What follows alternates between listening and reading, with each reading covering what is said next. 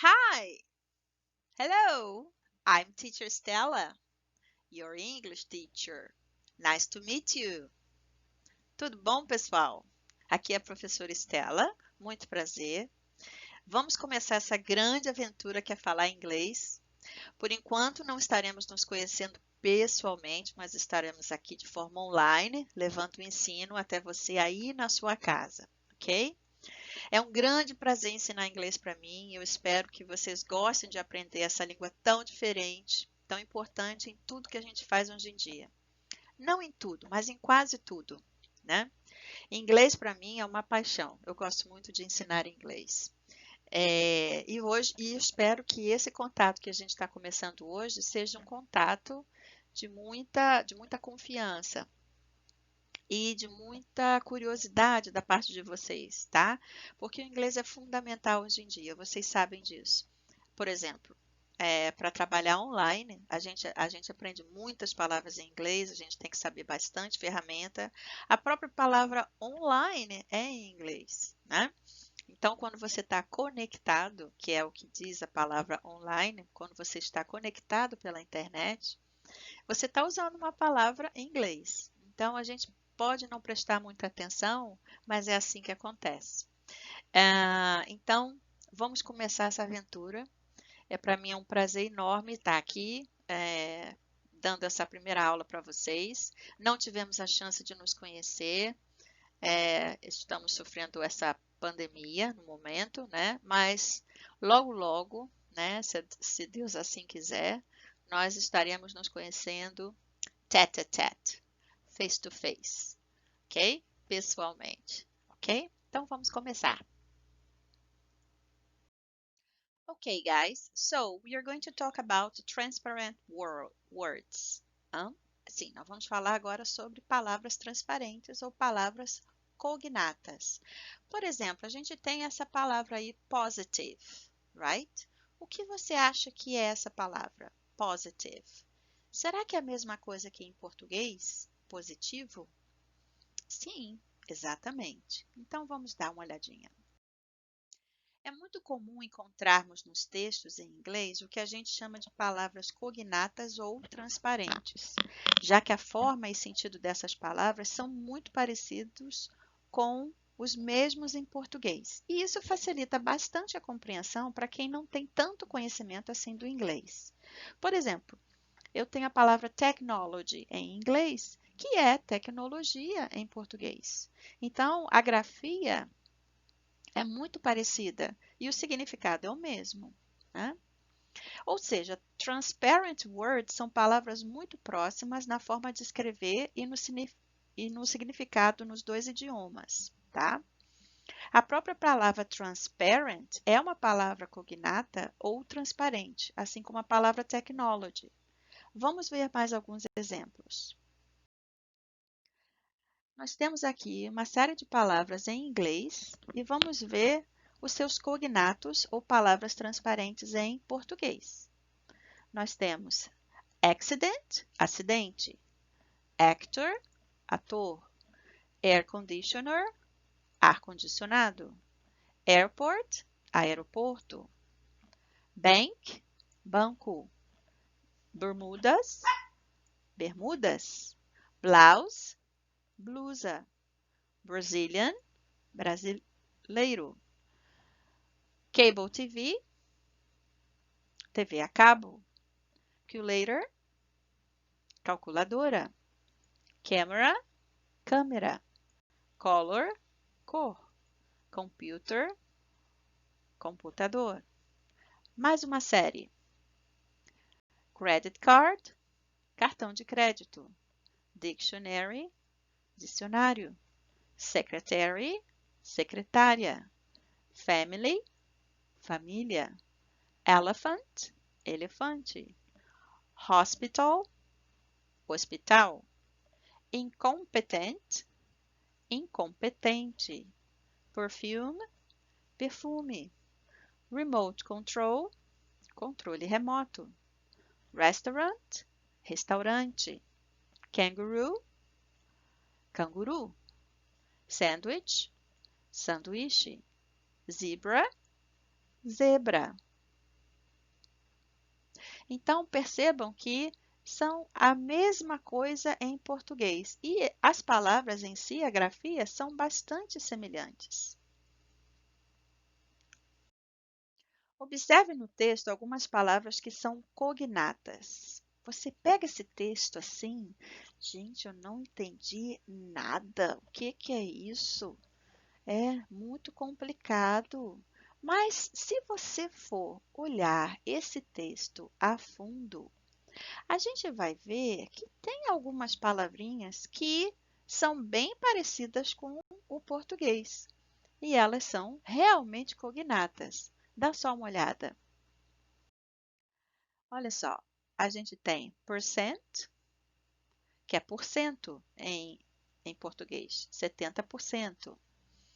Essential, essencial em português. Millions, milhões. Species, espécies. Plants, plantas. Animals, animais.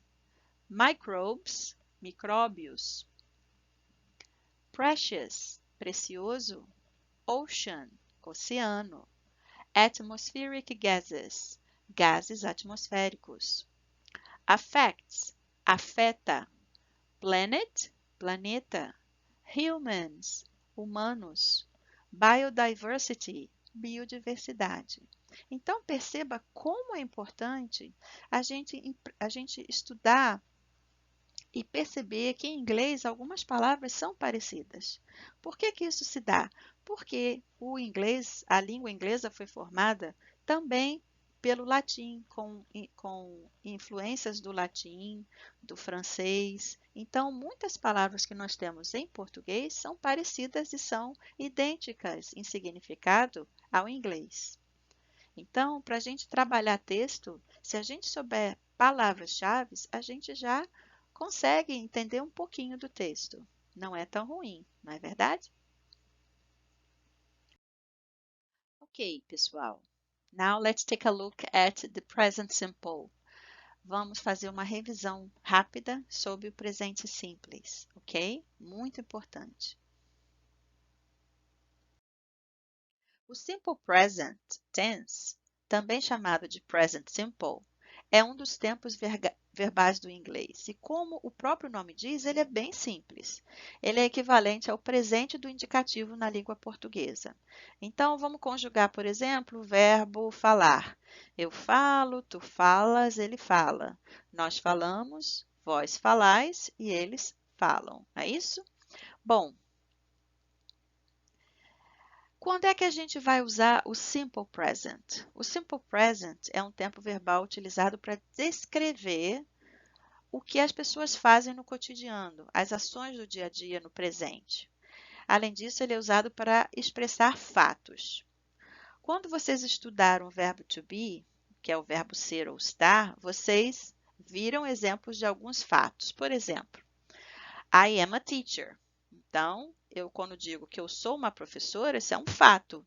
Não é uma ação do cotidiano, não é uma ação do dia a dia. É um fato. You are a student. Você é um aluno. Também é um fato, né? Não é nada, não é um verbo de ação do cotidiano.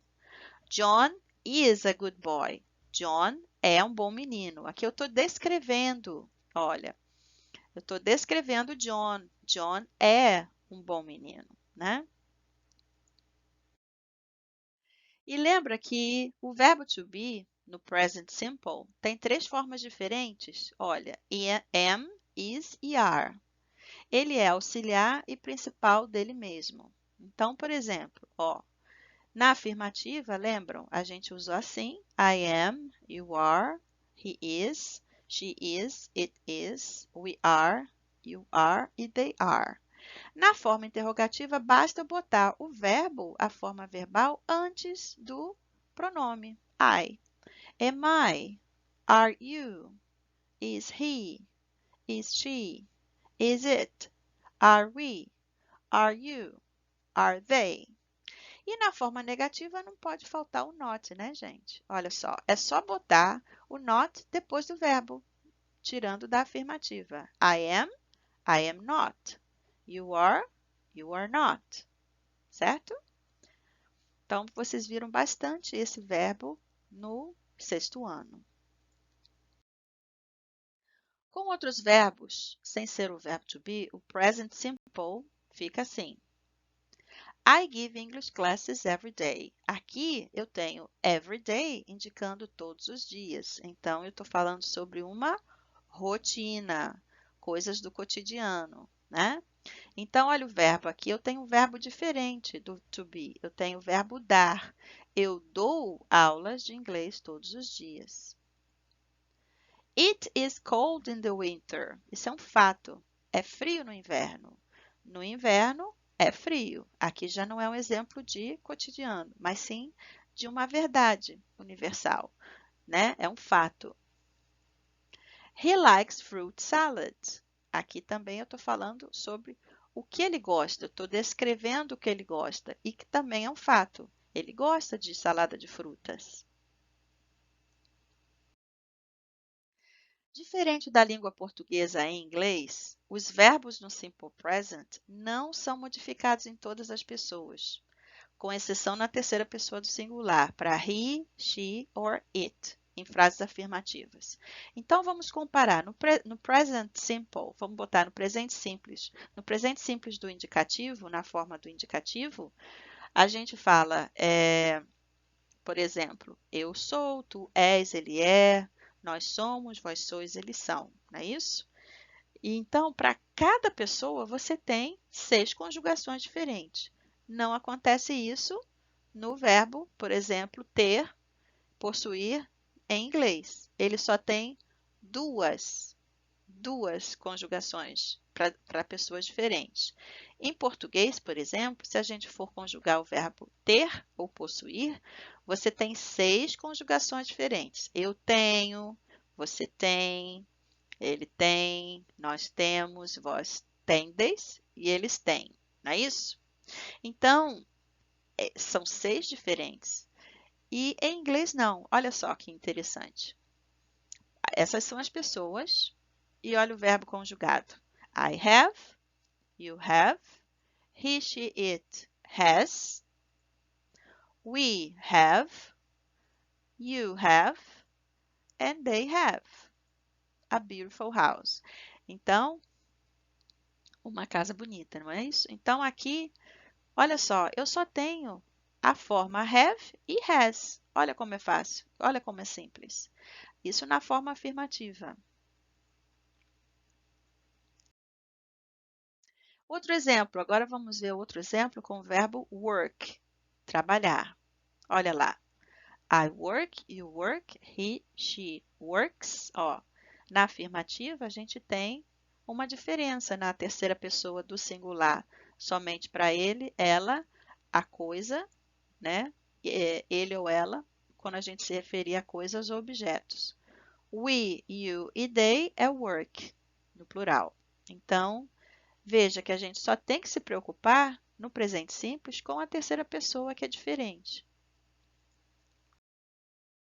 Agora, vamos prestar atenção ao que acontece quando passamos uma frase para a forma negativa no present simple. Bom, se eu tenho afirmativa, eu digo I work every day. I work every day. Eu trabalho todos os dias. Na negativa, I do not work every day. Eu não trabalho todos os dias. Bom, aqui, gente, a gente vai precisar desse verbo aqui, que a gente chama de auxiliar, porque ele ajuda o verbo work a fazer uma negativa. Porque em inglês eu não posso dizer I not work. I work not every day. Então, a gente precisa desse verbo que não tem significado algum, ele só está na frase para ajudar, por isso ele se chama auxiliar, o verbo principal a fazer a frase. Então, ele não tem significado ou tradução. E eu sempre vou ter que usar ele quando eu quiser fazer uma negativa na forma no presente. Então, por exemplo, essa frase está incorreta. I work not every day. Então, eu também posso, uma outra forma de falar essa forma negativa é usar a forma curta ou contraída, reduzida. Normalmente, essa é a forma que a gente usa mais no dia a dia, né? Então, você fala, I don't work every day. Eu não trabalho todos os dias. Então, aqui a gente tem a forma contraída ou curta, que é mais usada. Em português, você tem também essa tendência a usar sempre as palavras de uma forma curta. Por exemplo, você diz, eu estou com uma fome danada? Não, você não fala isso. Você diz, tô com uma fome danada. Não é assim? Pronto. Então, em inglês é a mesma coisa. Então, a gente tem a tendência de reduzir. Então, sempre a gente vai preferir usar a forma contraída, porque ela é a mais usada. Então, essa mesma conjugação pode ser feita para outras pessoas. Quais outras pessoas? I, you, we e they. Ou seja, eu uso a mesma conjugação usando do not e don't na forma negativa para outras pessoas. Não muda nada. Olha como é simples. Então, eu posso dizer you work every day, you do not work every day e you don't work every day. We work every day, we do not work every day, we don't work every day. They work every day, they do not work every day, and they don't work every day. Viram como é simples? Então, não muda a forma do verbo. A pessoa troca a pessoa, se você quiser falar sobre outras pessoas, né? Que seriam I, you, we e they, é a mesma conjugação. Na interrogativa, basta colocar o auxiliar do na frente do pronome sujeito e o restante da frase. Então, na interrogativa, eu tenho, por exemplo, na afirmativa eu tenho I work every day. Quando eu vou botar na interrogativa, basta colocar o do. Do I work every day? Então, o do é o verbo auxiliar sem significado ou tradução. Novamente, ele só está na frase para ajudar o verbo work a fazer uma pergunta e para negar. Na afirmativa, eu não vou precisar usar o do. Então, veja, eu posso trocar de pessoa novamente. Eu tinha, por exemplo, do I work every day? E eu vou trocar agora para you. Olha, agora eu vou trocar para outra pessoa. Do we work every day? E do they work every day? Então, percebam que eu posso usar para aquelas pessoas e não altera nada. É a mesma coisa. Lembrando que quando é interrogativa, o auxiliar do no present simple vai para frente do sujeito, do pronome, ok? Bom, agora notem que quando eu me refiro aos pronomes he, she e it, na terceira pessoa do singular, o verbo na afirmativa se modifica na hora de conjugar. A gente já viu isso antes. Isso acontece sempre, sempre, gente, no present simple, para a terceira pessoa do singular, com qualquer verbo que eu for usar. Olha lá, aqui eu tenho as pessoas, né, o sujeito, e aqui eu tenho o restante da frase. Olha a conjugação. I work, you work, he, she, it works every day. We work, you work, and they work. Então, mais uma vez, percebam que só há alteração quando eu falo dele, dela ou da coisa, objeto, no singular. Então, isso não significa que o verbo está no plural. Atenção! Isso é a conjugação que é sempre assim. E nós temos outras terminações que nós vamos ver daqui a pouco. Ok? Bom, então, nesse caso, olha o que acontece quando passamos uma frase para a forma negativa no present simple, quando o sujeito é he, she or it. Na afirmativa, eu tenho she works every day, não é isso? Então, ela trabalha todos os dias. Agora, perceba o que acontece na negativa, quando eu passo essa frase para a negativa. Será que eu posso dizer she works not every day? Ou she not works every day? Olha bem a negativa. She does not work every day. Ela não trabalha todos os dias. E percebam que aqui eu tenho um auxiliar, mas não é o do. Ele é o does, né?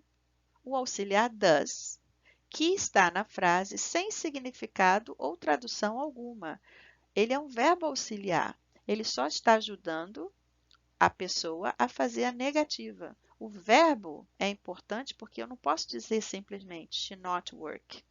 Eu tenho que usar o auxiliar does. E, gente, olha o que acontece. Na afirmativa, olha só como estava o verbo. Estava com S. Quando eu uso o auxiliar, o verbo não fica com S. Ele fica normal, sem a indicação da terceira pessoa. Por quê? O S veio para cá. Eu ainda acrescentei um E, ok? Então, se eu falar she works not every day, a frase está incorreta. Então, eu posso falar she does not works every day também? Não, continua incorreta. Por quê? Porque olha só o verbo como está. Ele está com S. E sempre que eu uso o auxiliar, o verbo volta à forma normal. Então, she does not works está incorreto. O que é correto? O que é correto dizer seria she doesn't work every day na forma contracta ou contraída ou forma curta. Ao invés de dizer does not, eu uso doesn't, ok? Que é a forma contraída e mais usada, ok? Então, lembrem-se que nós usamos o auxiliar does só para he, she e it, ok? Super importante essa dica. Novamente, gente, lembre o que acontece quando passamos uma frase para a forma negativa no present simple, quando o sujeito é he, she ou it. Muito importante. Vamos lembrar novamente. Na afirmativa, eu tenho she works every day. Na negativa, she does not work every day, né? O does, ele é um auxiliar, que não tem tradução alguma, só está para ajudar o verbo work. E o verbo volta a ficar normal sem o S. Olha aqui. Tá vendo? Isso é super, super importante. Então, na forma contracta, eu vou dizer she doesn't work every day. Na forma curta, reduzida ou contraída. Então, lembre, muito importante isso, ok? Olha só o que acontece. Se eu for trocar o sujeito para it, é a mesma coisa. Se eu botar he, é a mesma coisa. Se eu botar she, é a mesma conjugação, lembram? E na negativa, a mesma coisa. He, she ou it, a mesma coisa. Ó, aqui está he, eu vou passar para it. Então, a gente sempre usa o auxiliar does, não do, para he, she e it. Na interrogativa, basta colocar o auxiliar does ao invés do auxiliar do, que a gente já viu lá para aquelas outras pessoas. Para he, she ou it, a gente vai usar o auxiliar does na frente do pronome ou do sujeito e o restante da frase. Mas não esqueça de tirar o S do verbo principal. Por exemplo, na interrogativa, she work every day, eu vou botar does. Então, tirei novamente o S daqui porque é uma interrogativa. O verbo volta à forma normal. Eu só uso o S aqui quando tiver uma forma afirmativa, o que não é. Eu estou fazendo uma pergunta e o verbo, se eu vou usar o auxiliar, eu não posso botar o verbo com o S. Tá? Então, se eu trocar para he, mesma coisa, nada muda. Se eu colocar para it, mesma coisa, mesmo auxiliar e o verbo sem o S. O verbo volta a ficar normal sem o S porque eu estou usando o auxiliar. Sempre que eu usar o auxiliar does, o verbo que estava com S na afirmativa volta a ficar normal sem o S. Ele vai para a forma que a gente chama infinitiva em inglês. Resumindo, se eu disser I do not drink milk, olha só, eu uso do, eu estou fazendo uma negativa, né? I do not drink milk. E para a terceira pessoa do singular, she does not drink milk. Então, do e does são auxiliares, certo? Que não têm significado algum, mas que ajudam o verbo a fazer a forma negativa. E na interrogativa, atenção, o que acontece? Eu tiro o S, né? E falo, she does not drink milk, porque não existe esse S. Então, na terceira pessoa do singular, sem o S no verbo principal. I do not drink milk. We do not drink milk. You do not drink milk. They do not drink milk. Então, aqui a gente usa do para I, you, we, you no plural e they, certo? Na negativa, a gente usa do not para essas pessoas. She does not drink milk. He does not drink milk. It does not drink milk. Então, para she, he ou it, eu uso does not e o verbo principal sem o S, ok? Aqui com o verbo beber, ok? Eles não bebem leite. O gato, por exemplo, it does not, não bebe leite. Bom, os auxiliares do e does são usados em respostas curtas, não se usa o verbo principal. Então, por exemplo, se eu perguntar, do they study English? Ao invés de dar uma resposta longa, eles estudam inglês? Sim, eles estudam inglês. Basta eu dizer yes, they do ou no, they don't. Sim, eles estudam. Não, eles não estudam. Por que do e don't? Porque é o auxiliar que eu estou fazendo a pergunta. Do you live in Natal? Do you live in Natal? Aí seria yes, I do. No, I don't. Você mora em Natal? Sim, eu moro. Ou não, não moro. Agora, olha o que acontece quando eu falo de uma terceira pessoa. No caso aqui, ele, he. Alex não é he? Eu tenho que usar does. Então, does Alex study math? O Alex estuda matemática? Olha a resposta curta. Yes, he does. No, he doesn't, para negativa. Por quê? Porque olha só a pergunta, não é com does. Não tem sentido eu responder com he do. É he does. Does Alex live in Natal? O Alex mora em Natal? Ou vive em Natal? Resposta curta. Yes, he does. No, he doesn't. Ok? No present simple, precisamos dos verbos auxiliares do e does em frases interrogativas e negativas.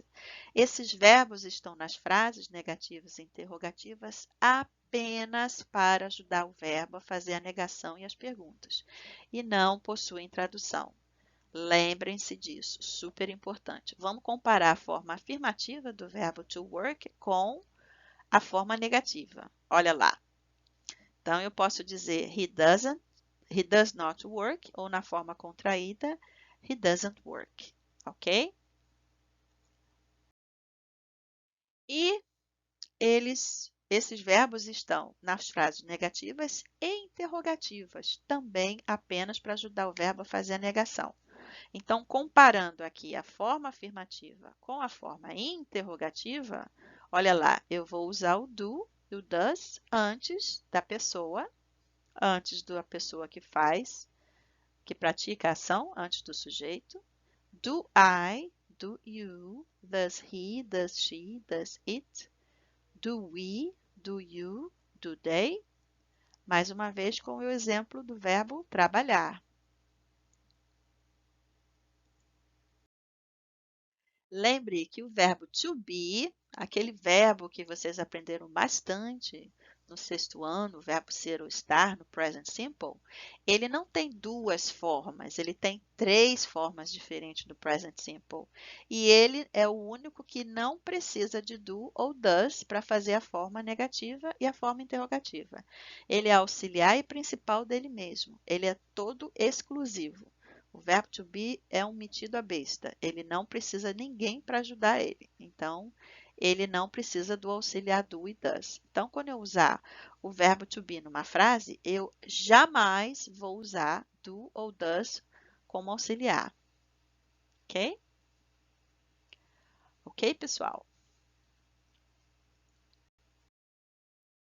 É importante dizer que há algumas regras específicas para a flexão da terceira pessoa do singular he, she e it que estão relacionadas com a terminação dos verbos. Isso é importante, porque dependendo da terminação do verbo, das consoantes, para he, she e it, a gente tem que memorizar algumas flexões. Por exemplo, os verbos terminados em O, Z, SS, CH, SH e X a gente não acrescenta só o S, tem que acrescentar ES no final do verbo. Tá? Por exemplo, to teach, que é ensinar. Na terceira pessoa do singular, eu vou falar he, she, it teaches. To watch, também terminado com CH, que significa assistir. He, she, it watches. To push, que é empurrar. He, she, it pushes. Terminou em SH. To kiss, beijar. Termina em SS. He, she, it kisses. To go, que é o verbo ir. He, she, it goes. To fix, que significa consertar. He, she, it fixes. Então, gente, é importante memorizar essas terminações e lembrando que na terceira pessoa, para he, she e it, a gente vai sempre usar o ES e não apenas o S. Alright?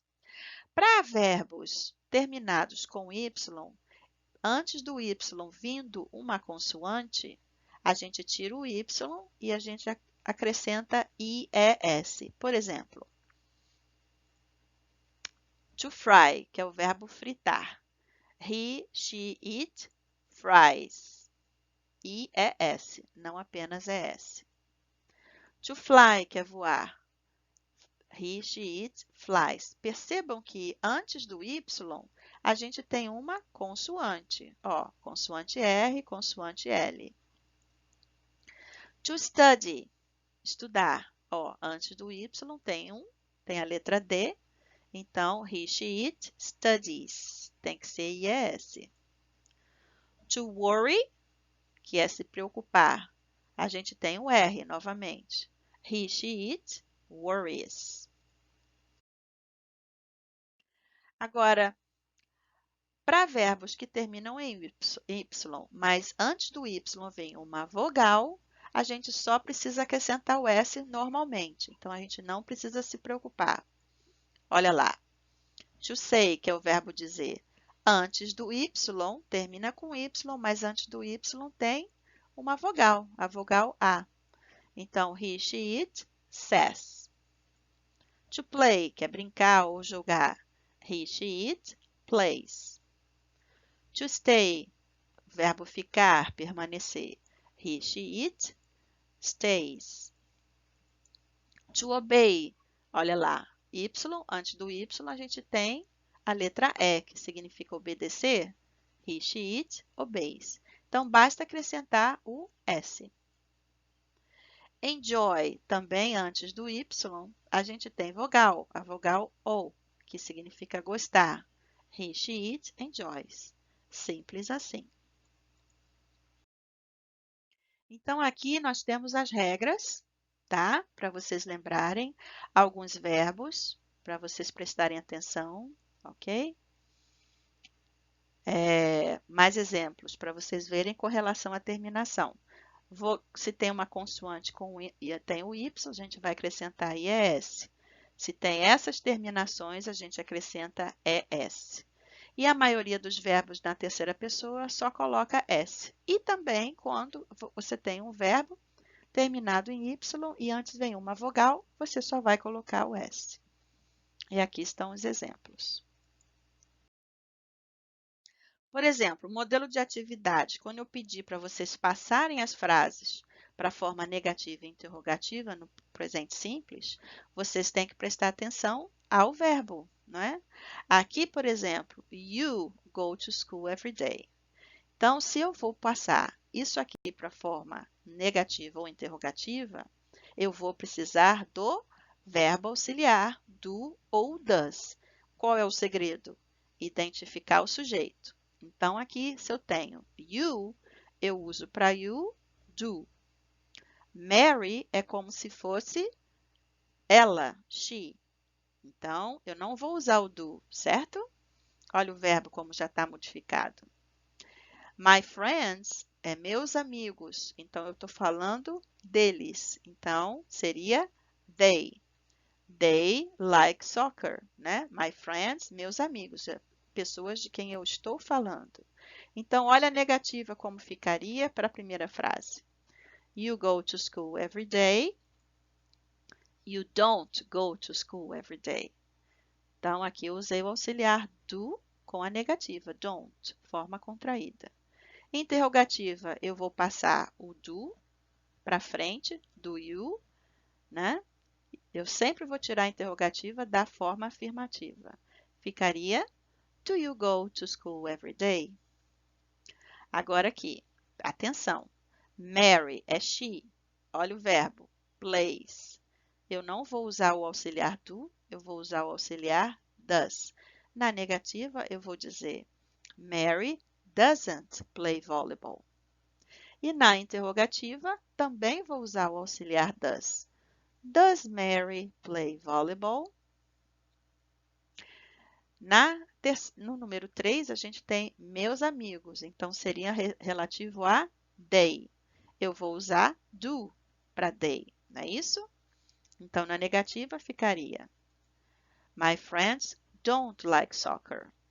E na interrogativa, do my friends like soccer? Então, gente, esse é um tipo de exercício que vocês vão praticar bastante, para sempre lembrar qual é o auxiliar que eu tenho que usar na negativa e na interrogativa no present simple. Ok? Well, that's all for today. I hope you liked our first class. Oops! Vou trocar a chave para o português. Bom, gente, é isso por hoje. Espero que tenham gostado da nossa primeira aula. Eu vou deixar aqui alguns links para seus estudos complementares e sugestão de aplicativos. Qualquer dúvida, estou por aqui, ok? See you! Bye bye!